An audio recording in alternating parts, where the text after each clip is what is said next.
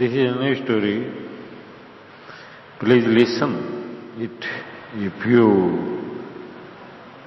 like it, then subscribe my channel. Please listen. In a certain village there was a rich landlord. He had 4 sons. All of them were utter fools. Even though they were old enough to be fathers of children, they depended upon their parents for everything. They did not shoulder any responsibility. Their father wanted to make them worldly wise by entrusting them with some responsible work. He called his elder son and told him, "My son, you have to go to your grandfather's palace and see how they are all faring." The father wanted to see how the boy would fare away from home. Early next morning, when the eldest boy was about to start on his journey, his mother said to him, "Don't stay there too long. It is a place where even fire and water are scarce." She meant that it was an inhospitable palace. But the eldest boy misunderstood her. He obtained a couple of pots, put fire in and water in the other, and started for his grandfather's village. After going some distance, he felt carrying 2 pots was too much trouble. He put the fire in the water pot and threw the other away. When the boy reached his destination, his uncle asked him, What is it in the pot?" "It appears that fire and water are scarce, so I brought them," the boy replied. "You silly fool, where is the fire then?" they asked. "In the water, of course," the boy replied. His uncle kept him for a few days and sent him back home, saying, "Young fellow, the world is a bad place for people like you. Never go out of your palace or by yourself." The father knew that the eldest son was not good. He called the second son and said to him, "I want you to stay at the farm and look after the cultivation." The second son was agreed and settled himself at the farm. The lands belonging to the farm were sown to gingerly seed. It was the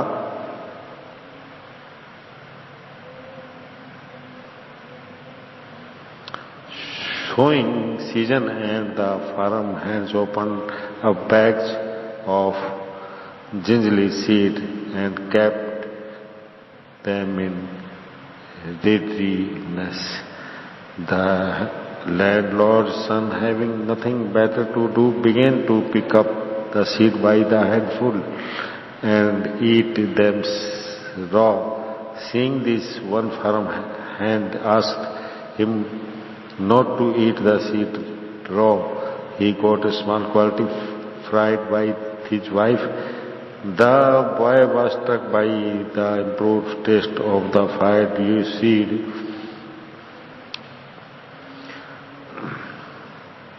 He indicated the bags of seeds and told the farmers, "Have them trained nicely. What shall we sow?" asked the farm hands. "Leave that to me," said the landlord's son. According to his wish, the entire lot of gingerly seed was fried in the pan and brought to him. Now you sow these in the Now you sow these in the fields. We will have tasty ginger coming up. You have been cultivating for years and years, but you have always been sowing raw seeds and growing raw seed. You are ignorant fools. The farm hands were shocked. They ran to the landlord and informed him as to what had happened. The landlord cursed his idiot son and called him back. He then called forth his third son and asked him to take charge of the dairy farm and manage it. The third son began to get acquainted with the running of the dairy farm. One day he had a brilliant idea. He called to him all the milkers and said, "Look, fellow, in other month there will be Pongal and this will be great demand for milk. Let us stop milking the cattle from now on the eve of Pongal. Can take the whole lot of milk from the cattle and have huge profits."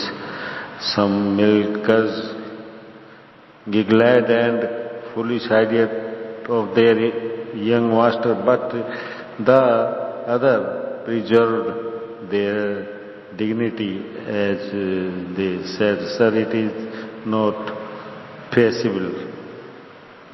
The young master got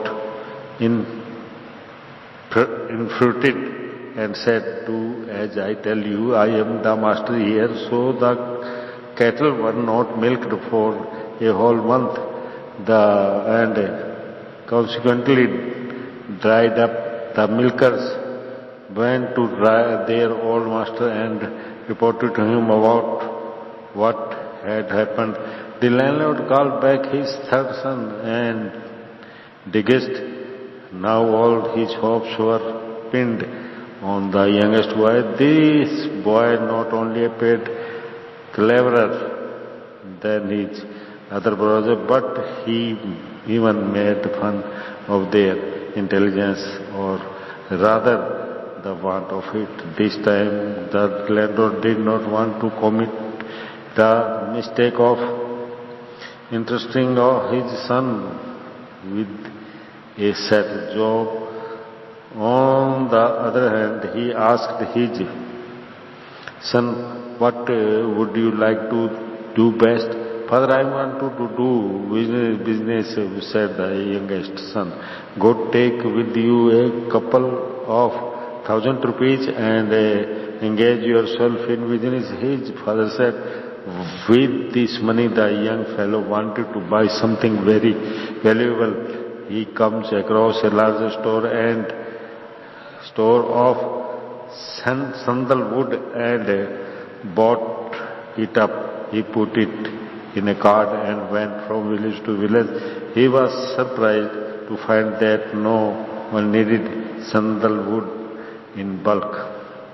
After touring several villages without disposing of his stuff, he asked a villager, "What goods are needed in this village most?"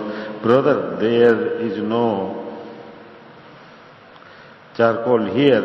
If you have got some, you can sell it readily." The villagers, "There is no charcoal here. If you have got some, you can sell it readily." The villager replied, "Well, charcoal it shall be," said the boy. He caught up a huge fire and converted his entire stock of sandalwood into charcoal and sold it for 10 rupees. "At last I am rid of the stuff. Let me buy something else," he said to himself. He learnt that cotton was available in the village Procedurally, almost every house had a store of it. The young merchant went round the village and bought the cheapest variety of cotton with the 10 rupees he had on hand. He dumped this cotton in his cart and started for another village. He wandered over several villages, but no one appeared to be in access to buy this cotton at any price. Whoever had a look at it said, but this stuff is so improved, we don't want it. He did not know anything about cotton or the process of purifying it. On one noon he got down from the cart and sought the shelter of a veranda. It was so hot and he was very much fatigued. In one corner of this veranda he found a goldsmith sitting before a pot on fire and blowing it up with an iron tube. Friend, what are you doing? The boy asked the goldsmith. I am purifying gold. The goldsmith said. He also explained to the boy how by heating gold the impurities could be taken away. The boy's spirits were at once roused. Now he knew what to do with his improved cotton. He could purify it at once. He went of his lodge, got a huge pit filled with burning coals and dumped his cotton in it, and that was the end of the boy's trade, as well as his father's hope about his son. So friends, it is story is wonderful, and what do you think about this story? If you like, so please comment me. I will wait for your comments and oblige me if you like this story, with subscribe my channel. Thanking you. I will back after some time with a new Hindi story.